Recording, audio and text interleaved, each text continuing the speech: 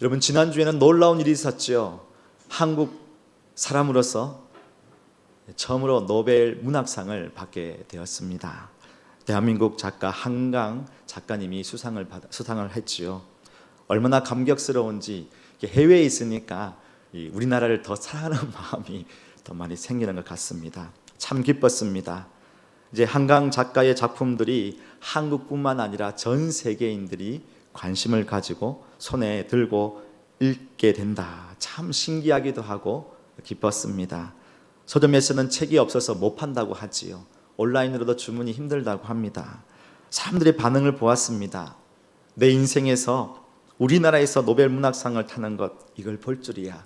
오래 살고 볼 일이야. 또 어떤 이는 이렇게 얘기합니다. 시험과 취업을 준비하면서 실패하고 좌절하는 나의 연약함을 끝까지 견디며 버티게 해준 책들이었는데 너무 고맙고 기쁘다. 이렇게 반응을 보여주었습니다. 노벨 문학상의 선정위원회가 왜 이 작가를 선정했는지 여러 가지 얘기가 있는데 이 글이 제 마음에 닿았습니다. 시대의 아픔과 역사적 트라우마에 맞서고 인간 삶의 연약함을 드러내면서도 아름다운 시적 산문을 남겼다. 인간의 깊은 그 연약함을 돌아보고 시대마다 우리나라에도 많은 어려움이 있었죠. 그 시대를 거쳐오면서 그 모든 아픔을 그 시적 아름다움으로 또 표현했다. 그리고 인간의 연약함을 드러냈다. 그렇게 이야기를 하고 있습니다. 더 많은 그 평가들이 많은 글들로 나와 있었는데요. 상을 받기 전에 한강 작가의 책은요, 주요 작품 외에는 많이 팔리지 않았다고 합니다. 그러나 세계적으로 권위 있는 노벨 재단에서 노벨 문학상을 수여하니까 하루아침에 전 세계가 독서가들, 전 세계의 독서가들을 서점을 찾게 만들었지요. 노벨 문학상의 수상자의 책을 찾는 사람들을 보면서 인간의 삶의 연약함, 그리고 그 본질을 드러내는 것에 사람들이 많이 관심을 가지고 그것을 참 귀하게 평가를 하고 있는데, 사실 인간의 가장 연약한 부분, 더 들어가서 인간 본질의 삶과 죽음, 그 구원의 문제를 다루고 있는 책이 있죠. 바로 성경입니다. 이 성경을 정말 제대로 읽고 묵상하고 알았다면, 정말 이 성경 가운데 이 많은 내용들, 저와 여러분이 읽고 있는 이 성경 속에 참된 진리, 참된 구원의 길, 모든 세대를 아우르고 모든 시대를 아우르는 이 생명의 말씀, 예수 그리스도, 또 하나님, 성령 하나님, 이 귀한 하나님, 이 귀한 진리를 안다면 많은 사람들이 하나님께 나왔을 것이고 교회를 찾았을 텐데 하는 생각이 들었습니다. 지난주에 우리가 매일 아침 매일 성경으로, 또 여러분 각자 가지고 있는 것으로 큐티를 하고 있죠. 매일 성경으로 새벽 설교 묵상을 하고 나눕니다. 열왕기하 말씀에 보니까 요시야 왕이 있었고, 서기관 사반이 있었고, 제사장 hil기야가 있었습니다. 성전이 너무 많이 해파되어서 수리하는데 공사를 진행하고 있었지요. 그 가운데 율법책을 발견하게 되었습니다. 요시야 왕이 그 율법책을 듣고 읽고 마음을 찢으면서 온 백성으로 하여금 하나님 앞에 서도록 했습니다. 그리고 요시야를 통하여서 놀라운 신앙의 개혁이 그 이스라엘 백성들, 남유다에게 일어났던 거죠. 이처럼 성경은 우리에게 놀라운 변화를 가르쳐줍니다. 성경은 구원에 이르는 지혜가 있지요. 그처럼 이 성경은 우리 인생에 많은 것들을 말해주고 있습니다. 그런데 우리는 성경을 어떻게 대하고 있습니까? 가장 권위 있는 하나님께서 친히 말씀하시고 숨결을 불어넣어 주셨습니다. 성경은 과거도 그렇고 지금도 그렇고 앞으로도 전 세대에, 온 시대에 걸쳐서 하나님의 말씀, 이 생명의 말씀이 전파될 것입니다. 그런데 우리는 그 성경을 읽고 묵상하고 순종하고 지키고 있는지 돌아보게 됩니다. 요즘 들어 우리는 성경을 가까이 하기에 불편함을 느낍니다. 제가 초등학교에 이제 성경을 보고 하면 이 성경의 이 끝에는 가죽으로 되어 있죠. 근데 여기 성경의 옆면은 어떤 색이냐면 붉은색이었습니다. 빨간색이었습니다. 그래서 교회 갈 때마다 무서웠습니다. 보통 책은 그냥 아무 색이 없는데 이 성경책은 벌겋게 있으니까 선생님이 말씀하시는 거예요. 예수 그리스도의 십자가의 보혈이란다. 그렇게 이제 강조를 하시면서 늘 이제 예수님, 십자가를 많이 생각하게 되었습니다. 근데 제가 1990년대 중반쯤 돼 뵈니까 이제 이 성경의 빨간색이 서서히 없어지더니 이제는 금색으로 바꾸게 되었습니다. 하나님의 영광과 나라의 그 하나님의 그 권위, 뭔가 보았을 때 귀하다, 물론 그런 마음을 가지고 있지만 이제 십자가를 묵상하기보다 그 영광, 존귀를 많이 생각하게 되었습니다. 색깔이 변하든 그거 상관없이 말씀을 가까이 하면 되죠. 그런데 온라인 매체와 휴대폰이 발달되면서 이젠 성경책을 들고 다니는 것이 아니라 성경책은 이 폰 안에서 넣어 봅니다. 이제 많이 이제 읽고 묵상하고 그런 게 아니라 내가 찾을 때만 찾아 그런 성경, 그런 앱을 보면서 이제 우리는 성경을 많이 가까이 하지 못하는 모습을 보이고 있습니다. 성경 말씀을 듣는 설교도 어떠합니까? 온라인 유튜브에 많이 깔려 있지요. 언제든지 찾아서 볼 수 있습니다. 그래서요, 가나안 성도, 안나가 성도뿐만 아니라 이제 그 대안으로 유랑 성도, 유튜브 사랑 성도, 어디든지 가면은 말씀이 있으니까 그냥 들으면 되니까, 그래서 거기서 예배하면 되지. 근데 온전히 예배합니까? 그냥 그거 틀어놓고 다른 일 하고, 또 그 보다가 다른 것에 더 유튜브 보다가 마음 다른 데 빠질 때도 있습니다. 유명한 설교자, 인기 있고 재미있는 설교자, 나와 코드가 맞는 설교를 찾습니다. 물론 성도가 은혜 받으면 좋죠. 그러나 하나님의 말씀은 그 시대와 그 장소에 변함이 없지만, 그 시대와 그 장소에 그 교회가 세워진 그 시대적 환경적 상황 속에서 말씀이 전달되는 거지요.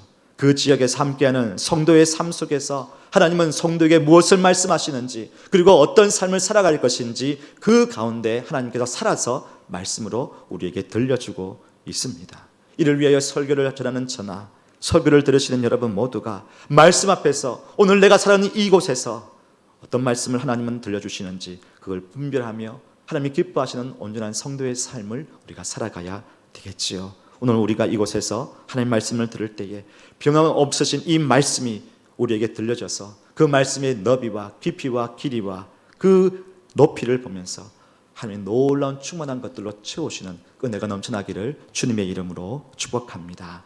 오늘 이 말씀 보면서 오늘 제가 이 디모데후서 3장 16절과 17절을 묵상하면서 세 가지로 한번 정리를 해보았습니다. 하나님의 말씀은요, 능력입니다. 하나님의 말씀은 능력이 있습니다. 하나님의 말씀은 우리 안에서 능력으로 행하신다는 거죠. 오늘 16절 상반절 말씀을 함께 보시겠습니다. 함께 같이 읽겠습니다. 시작. 모든 성경은 하나님의 사도 바울이 디모데에게 편지를 하기를 이 모든 성경은 하나님의 감동으로 된 것이다 라고 우리에게 들려주고 있습니다. 사도 바울이 디모데 후서를 쓴 연도가요, 주후 67년경 됩니다. 그러면 이 성경은 무엇을 말하느냐? 사실 저와 여러분이 들고 있는 이 성경에 구약과 신약이 정경화된, 지금처럼 39권, 27권으로 딱 66권으로 정경화된 그 시기가 주후 90년, 특별히 구약은 주후 90년 얌리야 공의회 때 정해집니다. 신약은요 397년 한참 뒤에 그렇다고 공의회에서 이 신약이 27권으로 정경화, 이 형태가 만들어집니다. 그러면 이 사도 바울이 이 디모데에게 썼던 이 디모데후서에서 기록한 모든 성경이라 이 성경이란 말함은 구약 때부터 친히 지금까지, 그때까지 하나님께서 들려줬던, 그래서 초대교회에 많이 읽혔던 성경을 말합니다. 곧 하나님의 성령으로 말미암아 교회에 인정을 받았던 귀한 책들을 말하는 것이죠. 그렇기에 구약과 신약의 모든 말씀이 사실은 들어간다고 할 수 있습니다. 하나님의 말씀, 하나님의 감동으로 된 것이라고 얘기를 하고 있지요. 하나님의 감동, 하나님께서 감격스러워서 우리에게 뭔가를 전해주고 싶은 그런 마음이 담겨 있구나, 그렇게도 볼 수가 있는데요. 이 하나님의 감동으로 된다는 그 헬라어는요, 데오프니우스토스라고 되어 있습니다. 하나님 데오스와 호흡하다는 푸네오가 합쳐진 말입니다. 무슨 말이냐면 하나님의 감동이라는 이 말에는 하나님의 호흡, 하나님의 숨결, 하나님의 바람, 하나님의 그 생기가 여기에 있다는 것입니다. 곧 하나님의 말씀은 하나님의 호흡으로, 하나님의 생명으로 된 것이다.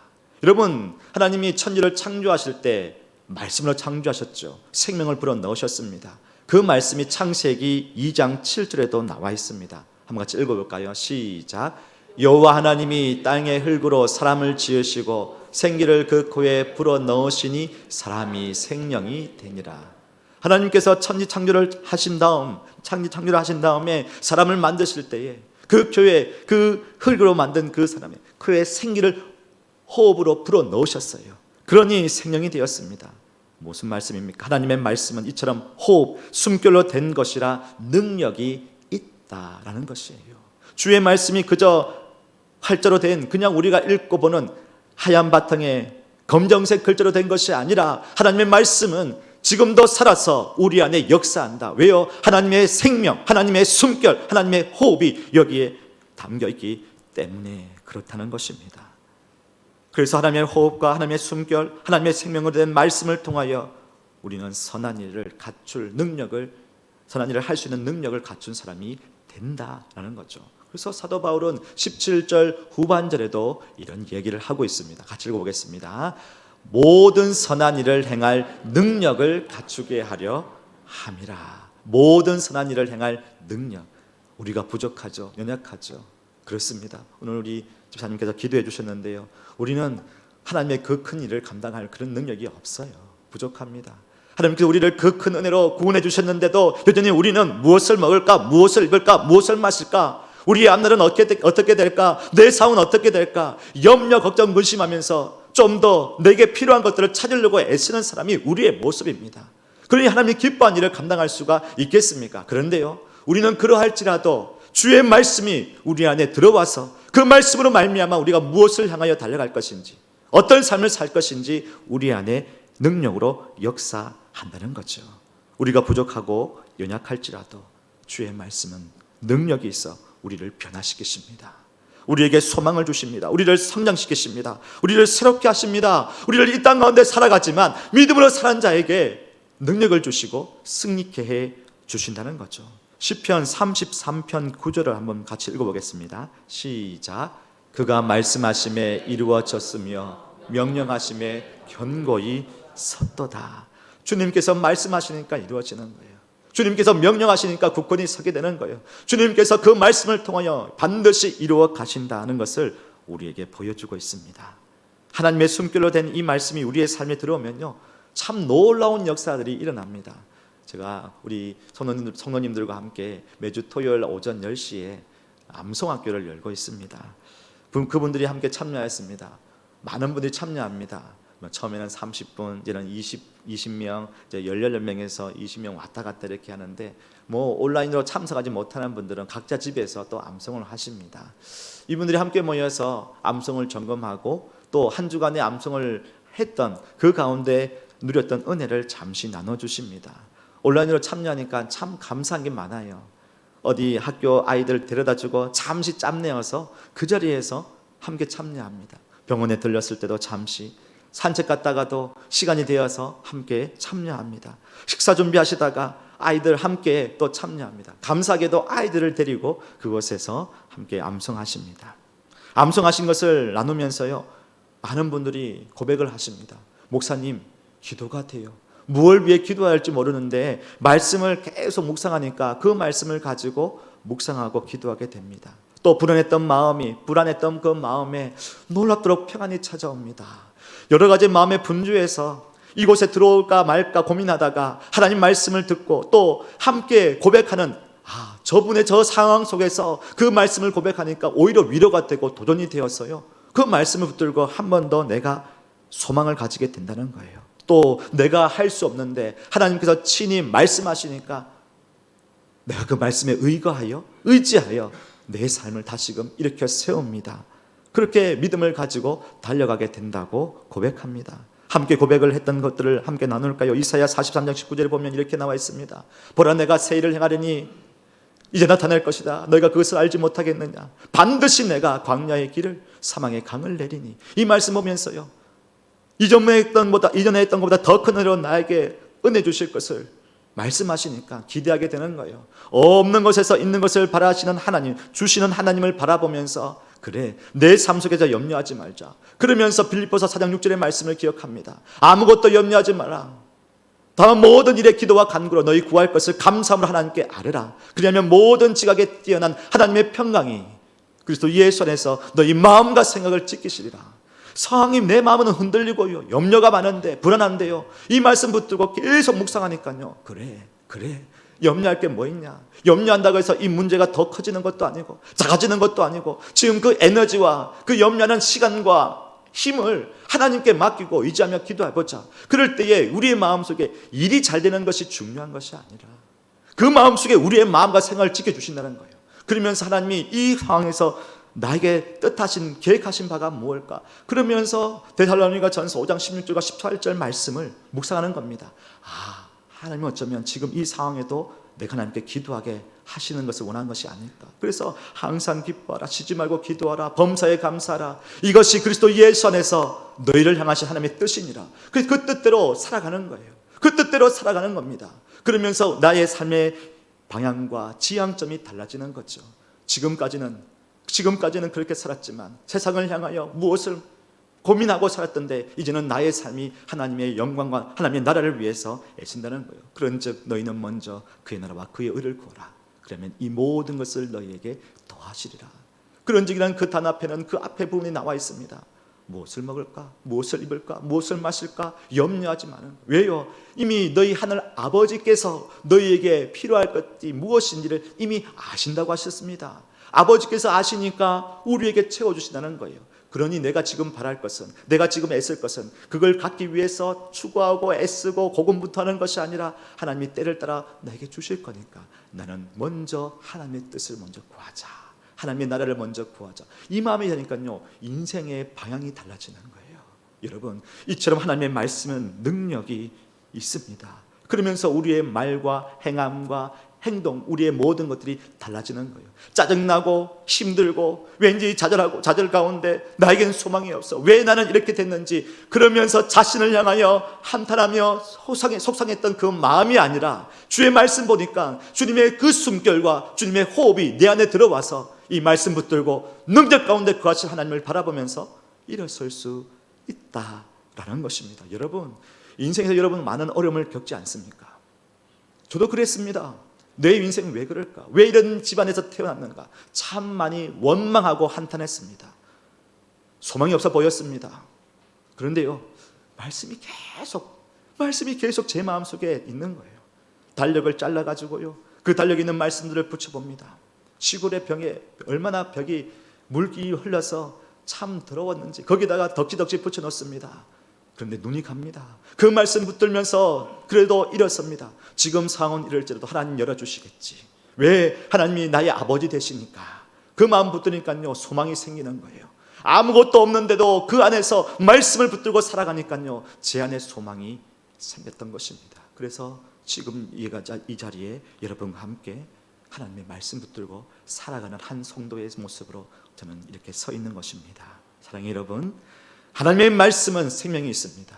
하나님의 말씀은 호흡이 있습니다. 하나님의 말씀은 하나님의 호흡이 들어있는 말씀이기에, 하나님의 생명이 들어있는 말씀이기에 우리 안에 역사해 주실 줄로 믿습니다. 주의 말씀을 묵상하시고 읽으시고 지켜 순종해 보십시오. 큐티 학교, 암송학교에 적극 참여해 보십시오. 성경을 읽으십시오. 또 통독에 도전해 보십시오. 하나님의 말씀의 능력을 체험하는 말씀이 사람이 되시기 주님의 이름으로 축복합니다. 두 번째로는요, 하나님의 말씀은 나를 인도해 주세요. 참 여러분, 하나님의 능력으로 우리 안에 거하실 때 그럼 나는 어떤 삶을 살아가야 될 것인가, 무슨 길이 맞는 건가 고민되지 않습니까? 근데 하나님께서요, 놀랍도록 우리의 인생의 길을 인도해 주시는 그 유익함이 이 말씀을 통하여 있습니다. 16절 후반절 말씀 한번 같이 읽어보겠습니다. 시작. 교훈과 책망과 바르게 함과 의로 교육하기에 유익하니. 아니, 그냥 모든 성경은 하나님의 숨결, 하나님의 말씀으로 능력이 있으니까 우리에게 유익하다, 그냥 그렇게 하면 되지 않습니까? 그런데 특별히 사도 바울은 이 네 개의 단어를 우리에게 말해주고 있습니다. 교훈, 책망, 바르게 함, 의로 교육하기. 교훈은요, 가르침입니다. 말 그대로 좋은 지혜, 좋은 지식을 우리가 많이 얻는 게 아니라 하나님의 마음, 하나님의 뜻에 대한 우리의 인식이 열려지는 것을 말합니다. 책망은 무엇입니까? 유죄 판결을 한다는 의미인데요, 잘못된 것을 잘못되었다고, 그런 것을 그러다고 말하는 것입니다. 그래서 그것에 대하여 알게 하고요, 다시 한 번 더 말씀의 찔림을 통하여 돌아오게 만드는 거죠. 바르게 하면 무엇입니까? 추를 바르게 한다는 의미가 있는데요, 올바른 방향으로 가다가 이제 낙오가 될 때, 잘못되었을 때 책망을 통하여 다시 한번 바른 길로 인도하는 겁니다. 여러분, 장난감, 우리 아이들이 가지고 놀고 있는 장난감을 생각하면 됩니다. 기차 레인 위에 있던 기차가 레인을 이탈했습니다. 그러면 어떻게 해요? 다시 한번 더 바른 게 올려놓아야 되지 않겠습니까? 그것이 바르게 함이라고 볼 수 있습니다. 성도들의 삶의 그 모습을 보면서 좌우로 치우치지 아니하고 이 말씀대로 살아가는 것, 그걸 주변의 사람들이 보고 도전을 받는 거죠. 가다가 책망을 받고 바로 서서 바른 길로 가는 것, 그것을 도전받는 겁니다. 누군가의 신앙의 도전을 받으면 나도 저분처럼 살고 싶어 하는 그런 마음이 들 때가 있지요. 이전 교회에 장로님 한 분이 계셨습니다. 저 한번 말씀드렸던 것 같은데, 이 장로님은 젊었을 때 항상 직장에 가시기 전에 새벽 예배 말씀 듣고 기도하고 가셨습니다. 집이 서울입니다. 직장은 일산입니다. 그것까지 항상 가실 때 아침 일찍 말씀으로 새벽 예배를 드리고 기도하며 주님께 나갔던 장로님이셨습니다. 하루의 시작을 말씀 앞에서 자신을 복종시키고 기도로 결단하고 인도함을 받았지요.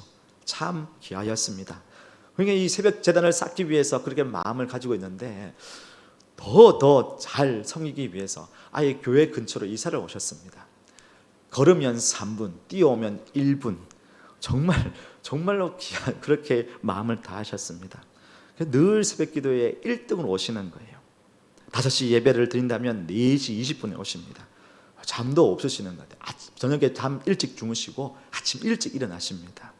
한 번은 장로님을 한번 이겨보려고 그 1등으로 가보려고 그래서 4시 15분 새벽에 문을 열고 새벽 공기를 가르고 제단 앞에 앉았을 때 그 희열, 하나님의 은혜 주신 희열보다는 1등했다는 그런 마음이 들었습니다. 장로님은 2등이었습니다. 하루 이틀 3일 정도 1등을 했는데 얼마나 기쁜지.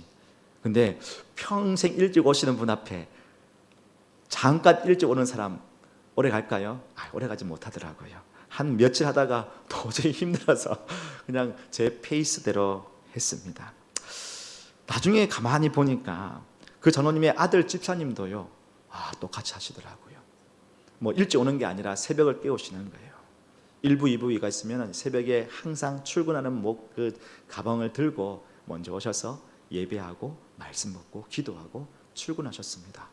참 귀하다, 참 귀하다.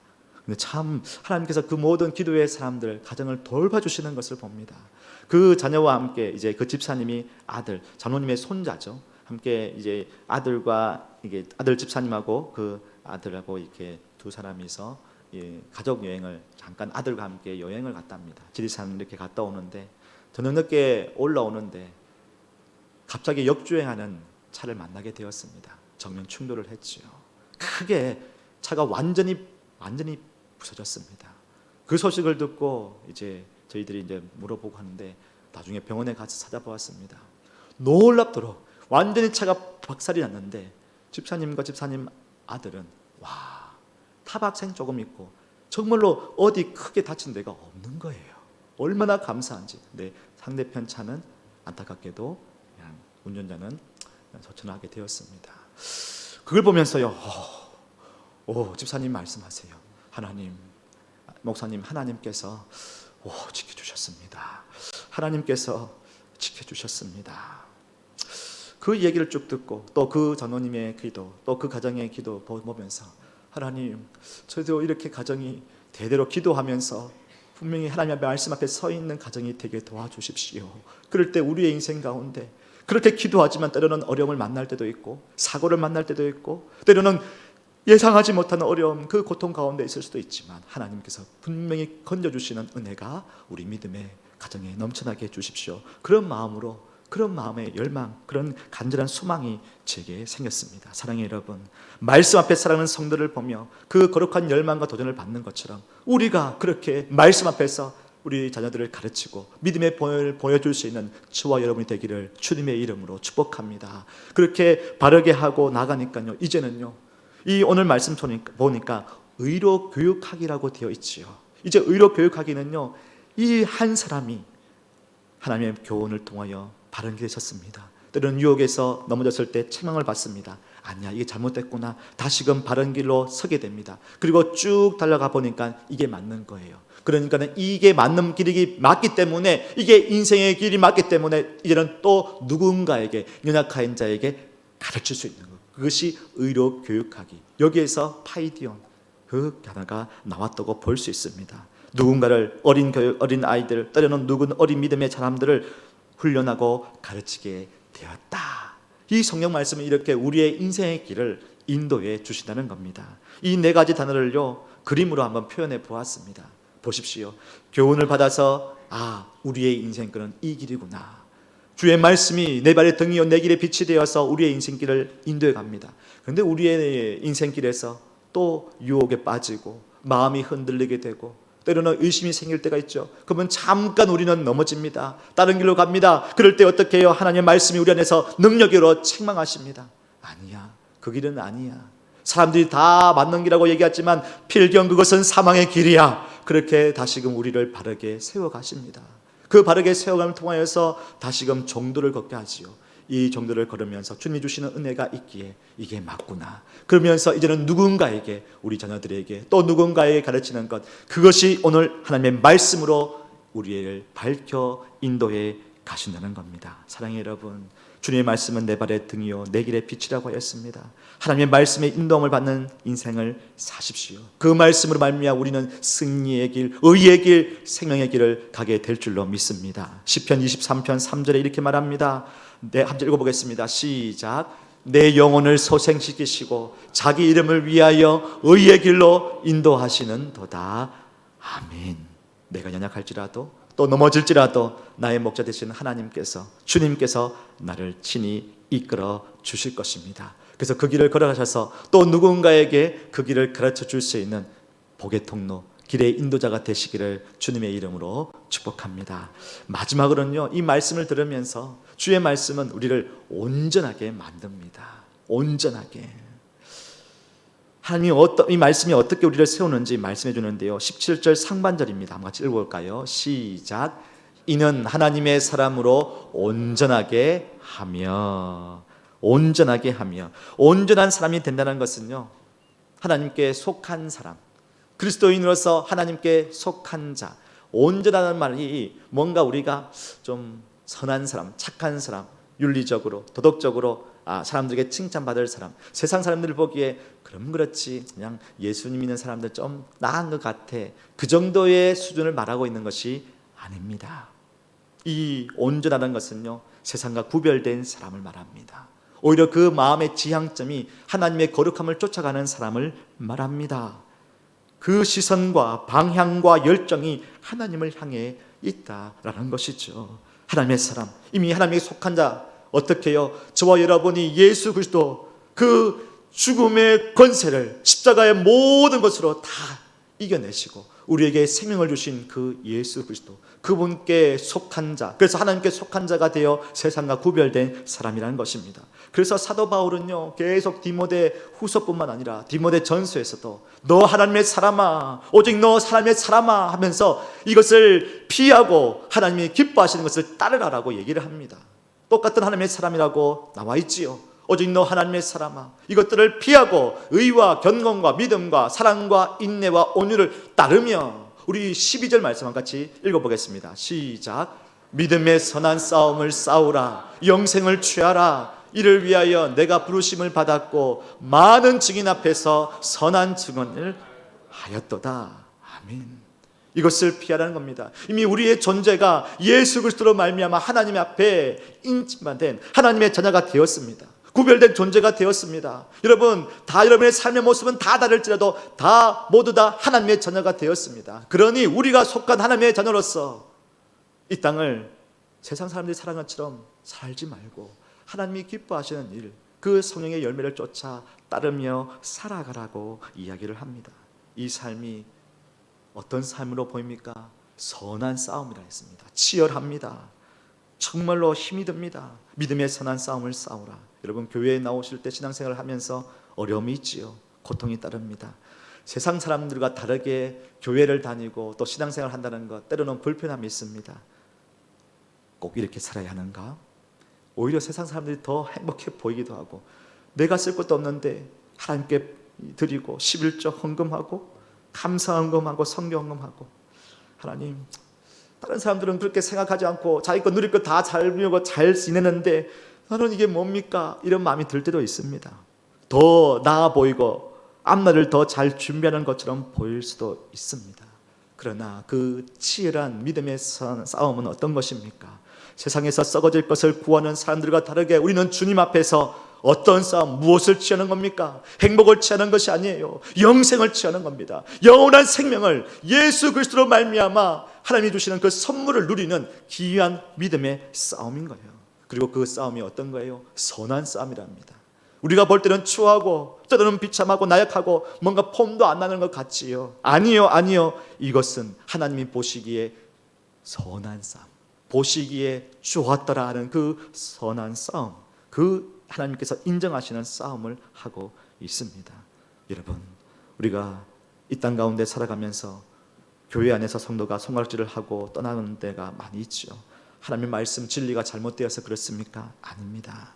교회에 다니는 성도와 목회자가 바른 신학에 따른 바른 생활을 하지 못하여 많은 사람들이 실망을 합니다. 어떻게 그런 말을 하고 어떻게 그럴 수 있는가? 너무 가슴 아프면서도, 그러면서도 세상의 것들을 피하는 것이 아니라 더 적극적으로 세상의 것들을 찾아가 그것을 누리려고 하는 것이 우리 많은 교회들 안에 들어와 있지 않습니까?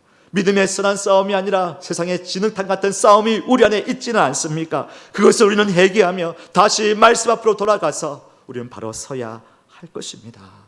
그 하나님의 말씀 앞에서 우리의 잘못된 것을 회개하고 그 말씀 앞에서 온전한 사람으로 서가야 할 것입니다. 우리가 이를 위해 부르심을 받았습니다. 여러분, 왜 교회를 다닙니까?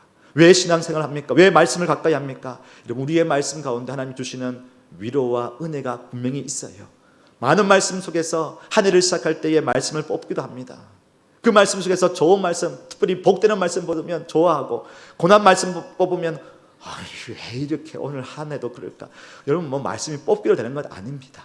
하나님 말씀 속에서 우리에게 향하신 그것이 있습니다. 단지 우리가 교회 신앙생활 하는 것이 복받고 잘되기 위해, 그는 값싼 은혜입니다.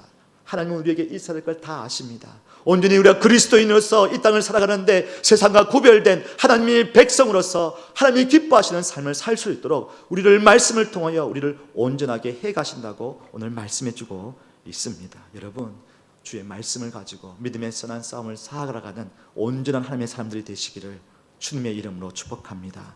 이제 말씀을 마무리합니다. 여러분, 주의 말씀은 능력이 있습니다. 저는 항상 이 말씀을 전할 때에 하나님, 정말 제가 부족합니다.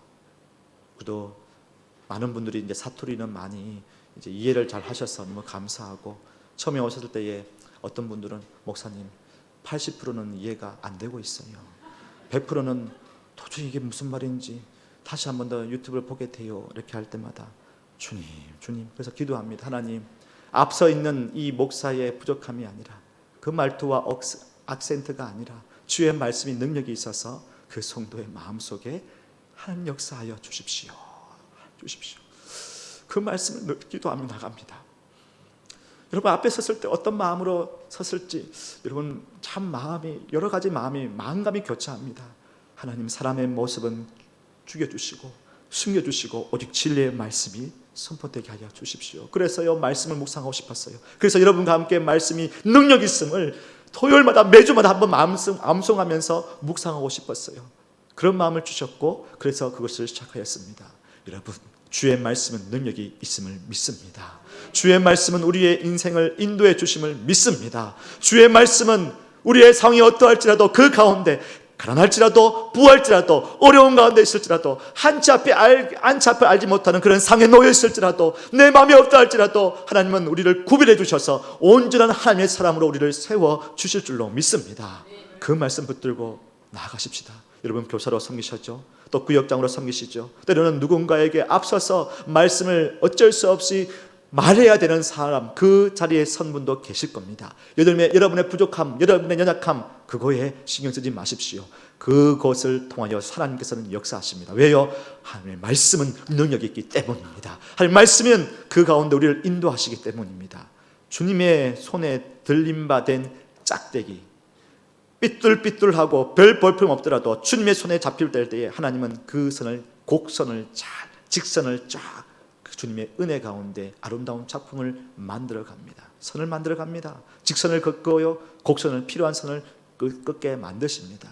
결코 우리의 연약함에 붙들림 받으어서 낙심하지 마시고 오직 주의 말씀이 능력이 있음을 기억하고 나가십시오. 히브리서 4장 12절에 이렇게 말씀합니다.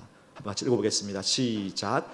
하나님의 말씀은 살아있고 활력이 있어 저우의 날선 어떤 검보다도 예리하여 혼과 영과 및 관절과 골수를 찔러 쪼개기까지 하며 또 마음의 생각과 뜻을 판단하나니. 아멘, 아멘, 아멘.